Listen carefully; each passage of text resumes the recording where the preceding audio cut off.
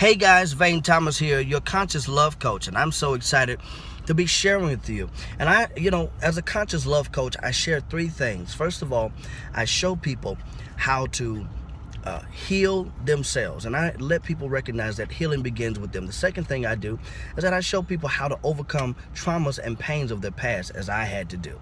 And then the third thing that I do is that I show people how to incorporate love and pleasure into their everyday life. Now, what I want to share with you today is something totally powerful. And I want you to catch this because it's going to be very, very quick. But what I want to share with you are tools and techniques of self-pleasure.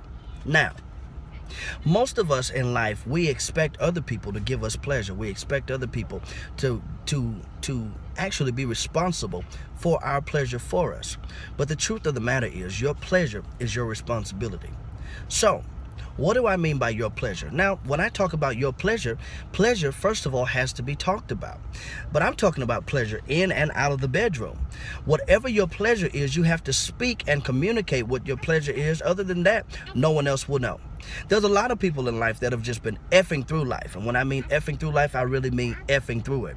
That means they've been doing things that they really don't want to do, but because they feel some type of guilt or some type of pain or obligation to it, they F through it, not wanting to do it, and they end up miserable. What I don't want you to do is do that. What I want you to do is find your pleasure. So let's do this. Let's put out a chart from 1 to 10, and let's begin to say to ourselves and everything that we do, where am I on this scale from 1 to 10? What is my pleasure? Is my pleasure a 2? Is my pleasure a 3? 1? 0? Where am I on a scale from 1 to 10? And after we analyze where we are from a scale from 1 to 10, and if we're at a 3 or at a 5, we can ask ourselves, well, what can I do to get to a 10? Guys, as you begin to do that, you will begin to self-pleasure. And the more you self-pleasure, the more you do things that you want to do, that you love to do, that are pleasurable for you, the more you will begin to create a world and an atmosphere that will bring you nothing but pleasure.